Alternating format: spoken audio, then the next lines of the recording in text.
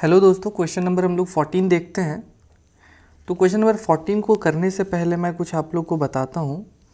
ऐसे तो मैंने पहले भी बता रखा है, जैसे कि देखो मैंने यहाँ पे बता रखा है इस क्वेश्चन में मीडियन के बारे में। मीडियन क्या करता है, वो बेस को 2 इक्वल पार्ट्स में डिवाइड करता है।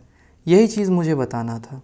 ठीक है, यहाँ पे ये दे रखा है कि median it divides the base into 2 equal parts. Clear है? ये क्वेश्चन इसी पे डिपेंड करता है। जो क्वेश्चन नंबर हम लोग 14 बनाने जा रहे हैं, ये क्वेश्चन इसी पे डिपेंड करता है। जैसे देखो, side A B and A C and median A D of triangle A B C are respectively proportional to side P Q P R and medium P N of an another triangle P Q R. ठीक है, अगर मैं बात करता हूँ, मान के चलो हमारे पास दो ट्राइंगल है ए बी सी और P Q R, A B C और पी क्यू आर। तो इन दो ट्रायंगल के जो करस्पॉन्डिंग रेशियो होंगे वो क्या होंगे, प्रोपोर्शनल होंगे। ठीक है, उसके यूज से हमें इस चीज़ को प्रूफ करना है। ठीक है, तो सबसे पहला चीज़ ये है कि हमें एक कंस्ट्रक्शन करना पड़ेगा। और कंस्ट्रक्शन जैसे कि देखो, मैं अगर कंस्ट्रक्शन करूँगा तो उस पर कुछ चीज़ें हमें साइड के हिसाब से लेना होगा। मतलब मैं बताता हूँ। सबसे पहले इस क्वेश्चन को हम लोग शुरू करते हैं। सबसे पहले हम लोग देखते हैं कि हमारे पास गिवन क्या क्या है। अगर हम गिवन की बात करते हैं, अगर हम लोग गिवन की बात करते हैं तो गिवन हमारे पास क्या है कि ए बी जो है, A B by P Q equals to A C upon P R equals to median A D upon P M. ये हमें दे रखा है। ठीक है, अब हमें प्रूफ क्या करना है, हमें प्रूफ करना है कि ट्रायंगल ए बी सी जो होगा वो सिमिलर होगा ट्रायंगल पी क्यू आर के। ठीक है, यहाँ तक में कोई दिक्कत नहीं होना चाहिए। ठीक है, अब सबसे पहला काम क्या करते हैं, हम लोग ट्रायंगल बना लेते हैं कि भैया हमारे पास एक ट्रायंगल है ए बी सी। ठीक है, मैं इसी का एक कॉपी कर लेता हूँ, कॉपी पेस्ट। ठीक है, ये हो गया। अब बात समझेंगे। क्या है भैया मेरा ट्रायंगल, ये मैंने बोल दिया ए बी सी, ये हो गया डी ई एफ। ठीक है, यहाँ तक में किसी को कोई डाउट? अच्छा, मैंने डी ई एफ कर दिया, sorry. Actually A B C है और मेरे को पी क्यू आर लेना है, पी क्यू आर। ठीक है, अब देखो बात क्या है, यहाँ तो सब चीज़ ठीक है। ए बी है, ए सी है, ए डी, तो ए डी हमें बनाना पड़ेगा। ए डी क्या है, हमारा मीडियन है। सबसे पहले हम लोग अपना मीडियन बना लेते हैं, ए डी, ये बन गया ए डी। दूसरा क्या है मेरा, पी एम, ये पी एम हो गया। अगर ए डी और पी एम हमारा मीडियन है तो बी डी जो होगा वो डी सी के बराबर होगा, क्यू एम जो होगा वो एम आर के बराबर होगा। इतनी बातें तो क्लियर थी। अब मैं क्या कर रहा हूँ, मैं कंस्ट्रक्शन कर रहा हूँ। ठीक है, मैंने कंस्ट्रक्शन करना है। मैंने कंस्ट्रक्शन क्या किया कि मैंने ए डी को एक्सटेंड किया। मैंने ए डी को क्या किया, एक्सटेंड किया।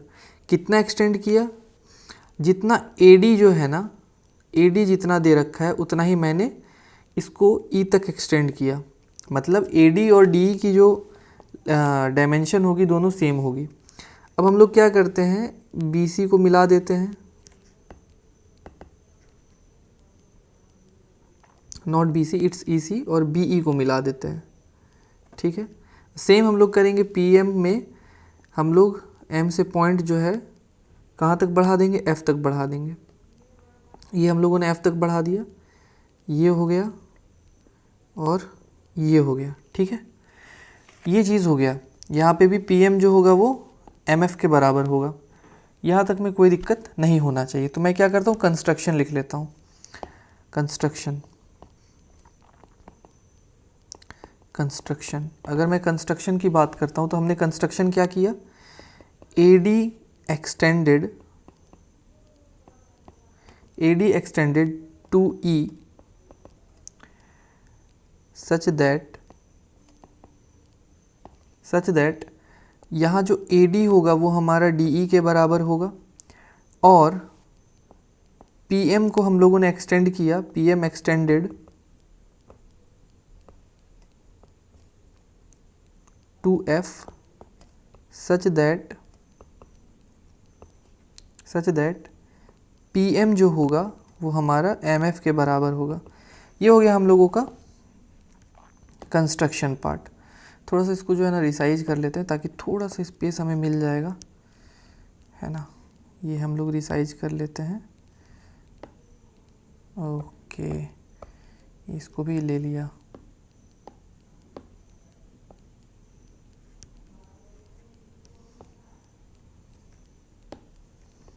ये मैंने रिसाइज कर लिया, इसको मैं थोड़ा साइड कर देता हूँ।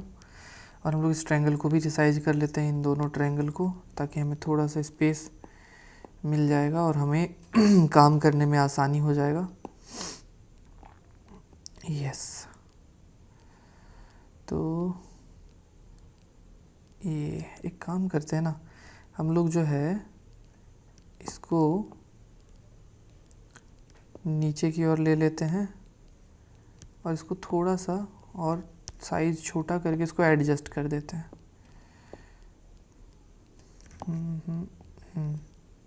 थोड़ा और, यस।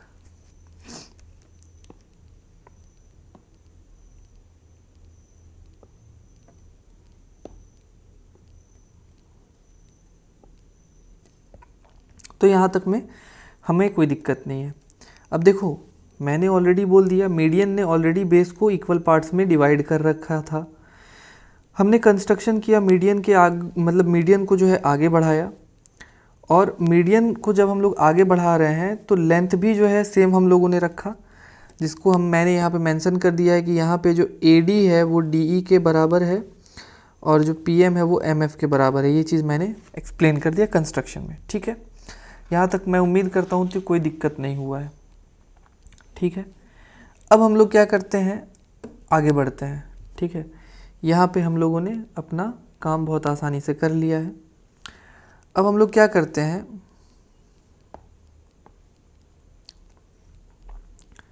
इन ट्रायंगल ABD, ठीक है, अगर मैं ABD की बात करता हूँ और ट्रायंगल CDE की बात करता हूँ, देख लो आप लोग, मैं दिखा देता हूँ आपको डायग्राम में।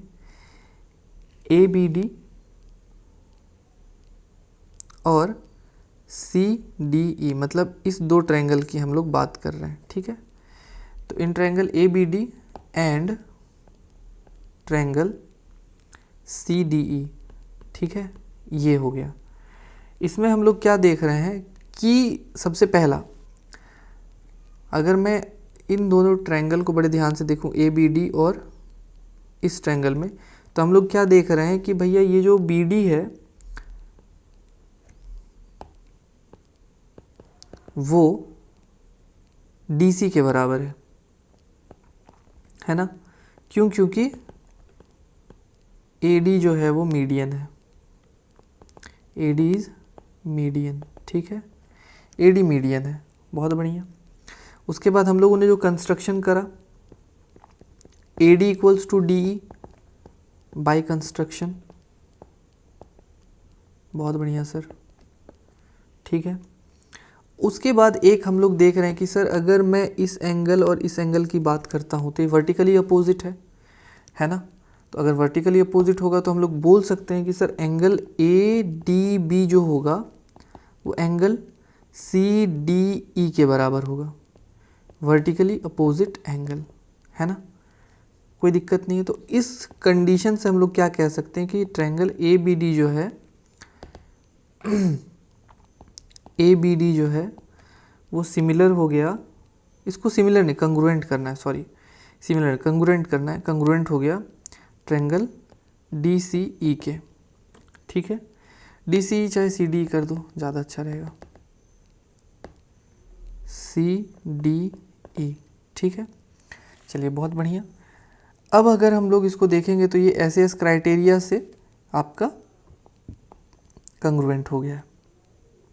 अब हम लोग CPCT का यूज़ करके AB को जो है CE के बराबर कर देते हैं। मेरे कहने का मतलब है कि हम लोग CPCT के हेल्प से AB को और CD को बराबर कर देते हैं, corresponding parts of congruent triangle. देखो ये हो गया ट्रायंगल और ये हो गया ट्रायंगल, तो मैं इस साइड को और इस साइड को CPCT से बराबर कर रहा हूँ, तो कर सकता हूँ। तो क्या हो जाएगा मेरा, AB equals to CE, condition CPCT, ठीक है। इसको हम लोग इक्वेशन 1 कह देंगे, कोई दिक्कत नहीं है, ठीक है, बहुत बढ़िया। अब हम लोग क्या करते हैं, सेम काम करेंगे। मैं ये आप लोग पे छोड़ता हूँ, सिमिलरली आप लोग क्या करोगे, PQM और MRF में हम लोग करेंगे, इसमें और इसमें, इस दो ट्रायंगल में करेंगे। तो हमें PQ जो है PQ RF के बराबर मिल जाएगा, ठीक है। तो अगर मैं यहाँ पे डायरेक्टली, आप लोग प्लीज़ कर लेना, मैं यहाँ पे डायरेक्टली लिख दे रहा हूँ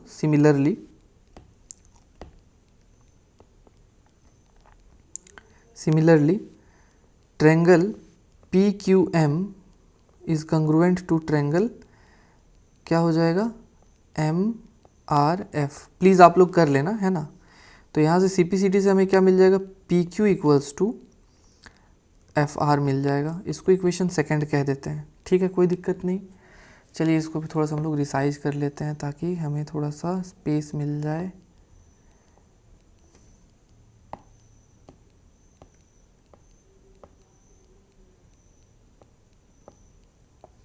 ठीक है, यहाँ तक में कोई डाउट नहीं होना चाहिए।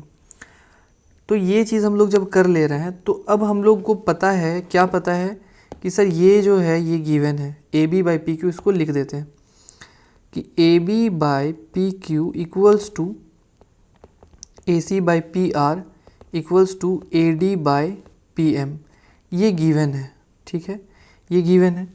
तो हम लोग क्या कर सकते हैं, with the help of from 1 and 2 हम लोग क्या करते हैं, कुछ चीज़ें को चेंज कर लेते हैं। जैसे देखो PQ है FR के बराबर, ठीक है, PQ है FR के बराबर, तो हम लोग क्या कर सकते हैं, PQ के जगह पे FR लिख सकते हैं, और दूसरा क्या है, AB के जगह CE है, तो हम लोग AB के जगह CE लिख सकते हैं, मतलब इसको इधर लिख देंगे, ठीक है, और ये जो FR है वो यहाँ लिख देंगे, हो गया। तो चलो लिख देते हैं। तो हम लोग AB के जगह क्या लिख सकते हैं, CE upon FR equals to AC by PR equals to AD by PM। ये हो गया हमारा काम, ठीक है, CE by FR, AC by PR, AD by PM।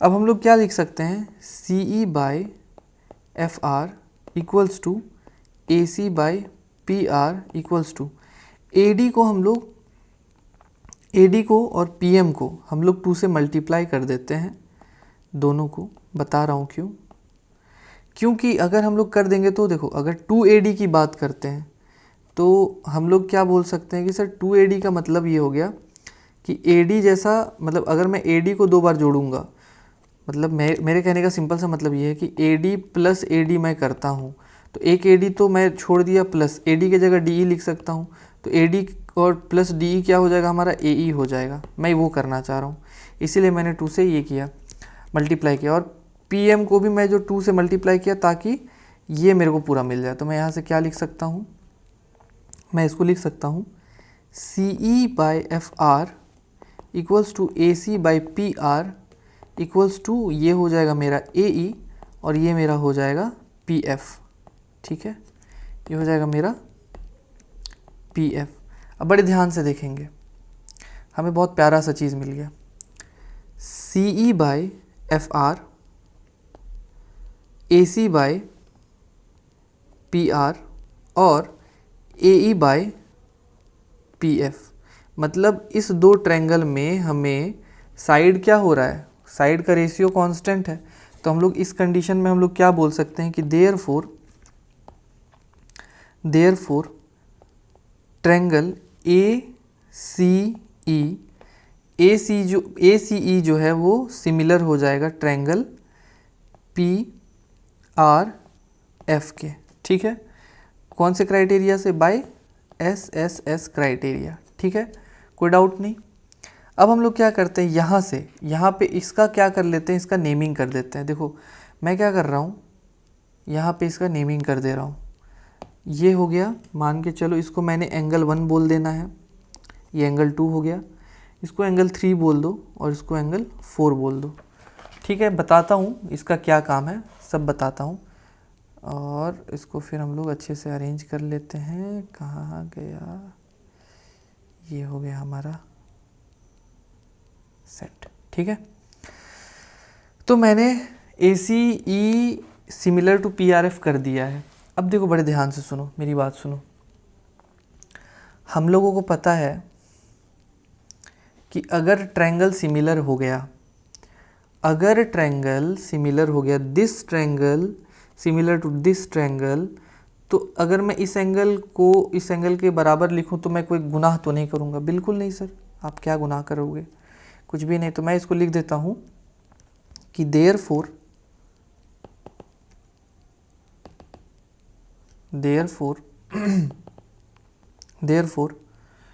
Angle 2 equals to angle 4। Reason मैंने आपको बता दिया। अच्छा, अब हम लोग देखो बड़े ध्यान से देखो मैं जो बताने जा रहा हूँ, ठीक है। अगर मैंने इस दो ट्रायंगल को सिमिलर कर दिया तो सेम प्रोसेस से आप इस दो ट्रायंगल को भी सिमिलर करोगे। अगर ये दो ट्रायंगल सिमिलर हो गया तो ये वाला एंगल और ये वाला एंगल भी बराबर हो जाएगा, मतलब एंगल 1 जो होगा वो एंगल 3 के बराबर होगा सिमिलरली, ठीक है। एंगल 1 इक्वल्स टू एंगल 3, यहाँ पे मैं इसको लिख देता हूँ सिमिलरली, है ना, ठीक है, बहुत बढ़िया सर। अब मैं क्या करता हूँ ना, इन दोनों को जोड़ देता हूँ, मतलब angle 2 + 1 equals to angle 3 + angle 4। अगर मैं एंगल 1 + एंगल 2 करता हूँ तो ये एंगल A के बराबर आएगा, और अगर मैं एंगल 3 + एंगल 4 करता हूँ तो ये एंगल P के बराबर आएगा, ठीक है। क्वेश्चन बहुत अच्छा क्वेश्चन है, मैं यही उम्मीद करूँगा कि प्लीज़ इसको देखना तो बहुत अच्छे से देखना। कोई डाउट रहेगा तो एक बार दोबारा से रिपीट करके देखना, कोई डाउट रहेगा कमेंट कर देना, ठीक है। अब इसको हम लोग बोल देते हैं इक्वेशन 3, इसको हम लोगों ने बोल दिया इक्वेशन 3। अब हम लोग क्या करते हैं, इस ट्रायंगल को उठाते हैं और इस ट्रायंगल को उठा के हम लोग जो है ना